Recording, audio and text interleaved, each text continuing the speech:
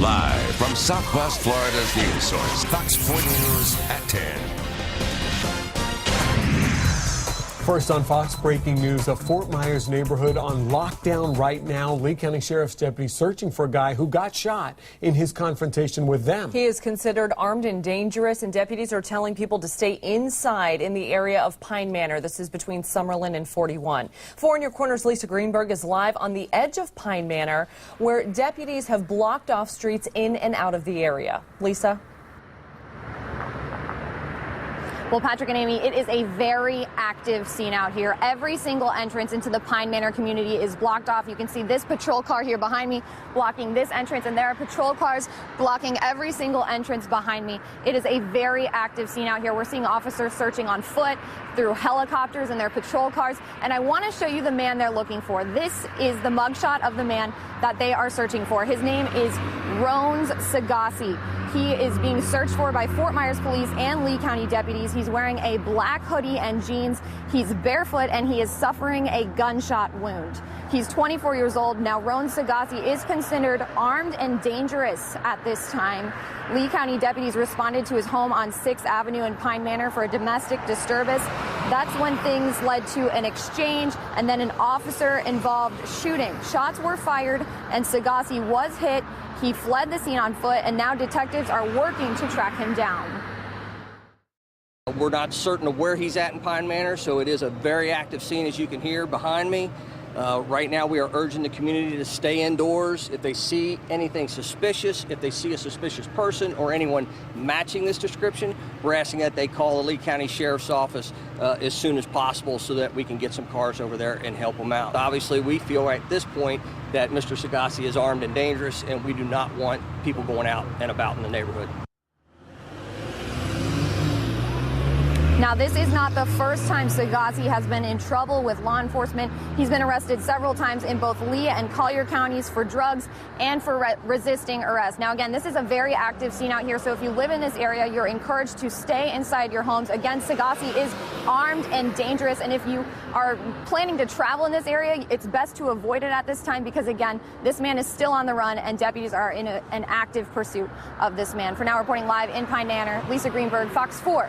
In Your Corner. All right, thank you, Lisa. We'll keep an eye on this developing situation in Fort Myers and take you live right back to Pine Manor as soon as anything happens. FGCU police investigating yet another derogatory message on campus tonight. This time a student says someone keyed a gay slur on her car. Police are not investigating this case as a hate crime, though. This is the third time something like this has happened at FGCU so far this school year. Last month, somebody wrote a racial slur on a classroom whiteboard with the N-word and a figure hanging from a tree. And earlier this month, someone wrote noose tying 101 on a board inside the library. Police are still looking to find out who's behind each one of these cases at FGCU.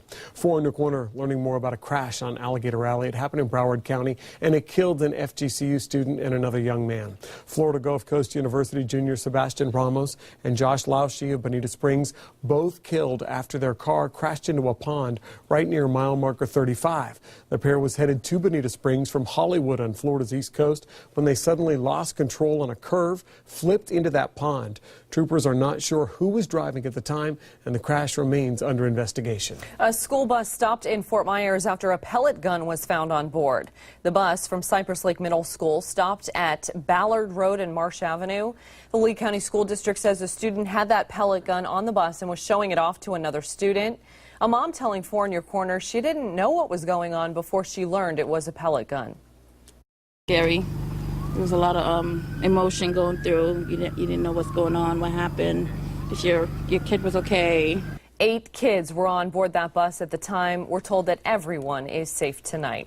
4 in Your Corner finding out more about the man who was shot and killed as he attacked a Lee County Sheriff's deputy on Monday. It turns out the attacker, Edward Strother, was once a correctional officer up north before he moved to Florida. The Lee County Sheriff says Strother attacked Deputy Dean Bardis after trying to run over the deputy while he was investigating a crash in Estero. A third man who happened to come up on this scene shot and killed Strother believing the deputy's life was in danger. He doesn't want to be identified, but the Lee County Sheriff writing this on Facebook, quote, "In a day and age where race is a near instant focus, the fact that this hero happens to be a man of color who stopped another man of color from harming or killing a white cop reminds us that Black lives matter, blue lives matter, and indeed, all lives matter." The sheriff called the man who shot and killed that attacker a hero, and he's not the only one who feels that way. The owner of a Fort Myers gun range is saying the same thing tonight, even rewarding the guy by giving him a brand new gun. The one he used to kill the attacker has been taken into evidence. For In Your Corner's Michael Cadigan showing you what the owner of Shoot Straight Gun Range in South Fort Myers has to say about this gun gift. Michael? Patrick and Amy, the word hero was thrown around a lot today over at Shoot Straight Fort Myers. We spoke to many people who own concealed carry permits, but they say it takes courage to use it. I think he was probably thanking his lucky stars that that man had his CCW and had the cojones to use it. An ordinary citizen putting it all on the line to help out a sheriff in trouble. He's my definition of a real hero. Ken Cohen not only manages Shoot Straight Fort Myers, but he actually used to work in law enforcement up in New York. He feels a special connection to what the Good Samaritan did for the police officer. I was very happy that someone stood up, had the guts and intestinal fortitude to help an officer in trouble and took the action that was necessary to save the police officer's life. Anytime a gun is fired off in a situation like this, it is taken into evidence. Cohen wanted to reward the man's bravery. He sacrificed his firearm to do so. We were going to donate a firearm to him so that he wouldn't spend a day without protection. Protection is why people here carry a concealed carry weapons permit in the first place. Many feel it just doesn't stop with family. I think he was just doing his civil duty. We got to protect the boys in blue as much as they protect us. Permit holders don't take it lightly. Big responsibility carrying a CCW, and you have to make some split-second decisions sometimes. But that situation particularly should be a no-brainer. And Shoot Straight Fort Myers offers the concealed weapons permit training as well as classes for beginners. In the newsroom, Michael Cadigan, Fox 4, In Your Corner. All right, thank you, Michael. 5 young people in Naples behind bars tonight accused of robbing and trying to shoot a man during a drug deal last night. Christopher Cruz, Andre Dubon, and Salvador Olmos, and 2 16-year-olds, each facing armed robbery charges. Deputies say the group allegedly arranged that deal on Snapchat and then robbed the victim when they met up on Logan Boulevard and then tried to shoot at him as they were driving off. The trio eventually caught during a traffic stop. A Fort Myers woman and her children bloodied and bruised after she says her boyfriend pepper sprayed, tased, and attacked her with a sword and a toilet plunger, all in front of her children.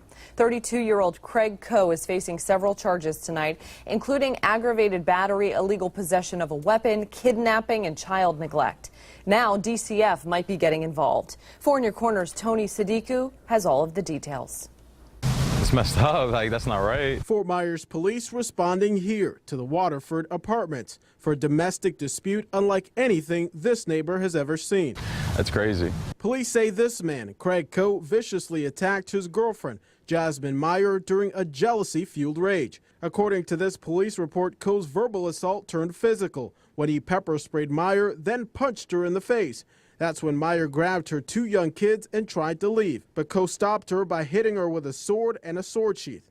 Meyer's daughter got hit too. She was bleeding when officers arrived. Meyer says Coe then tased her in the chest before grabbing her by the back of the neck and hitting her in the face with a toilet plunger. The report says Coe then held Meyer against her will in the bathroom. Meyer eventually escaped to a neighbor's apartment where she called police. The fighting leaving Meyer with deep cuts, a bloody nose, bruises, and knots on her forehead. That's a female and you're a grown man, you know, like why are you continuously trying to find another object to use? This neighbor telling me off camera that he often heard the two arguing and that one time Meyer even had a black eye and bruises on her hands. Coe is no stranger to law enforcement. He has previous convictions for grand theft, burglary, and drug possession. That doesn't just build up in one day. That builds up throughout the whole whatever situation they're going through. Tony Sadiku, Fox 4, In Your Corner. Well, officers later found an assault rifle and a bag of ammunition in the apartment. Tony spoke briefly with Meyer today. She didn't want to comment, but says she is doing fine and she's hired an attorney. What's in your water? A Four in Your Corner investigation finding the federal government is not requiring monitoring of a potentially cancer-causing chemical in your drinking water. Nothing on your pizza is one thing, but how about a pizza shop crook with nothing on him, where this weird case happened? And why some in Southwest Florida's Jewish community are saying Donald Trump is not keeping his promise to unite the country. Derek? And we're keeping an eye on the cooler temperatures expected for the weekend. We'll let you know how cool coming up. Corner stand on top of breaking news. Police and deputies searching for a man right now named Rones Sagassi. They consider him armed and dangerous after a shootout with police. He is on the run tonight, and we are going to have the very latest coming up throughout the newscast and next on Fox 4 News at 10.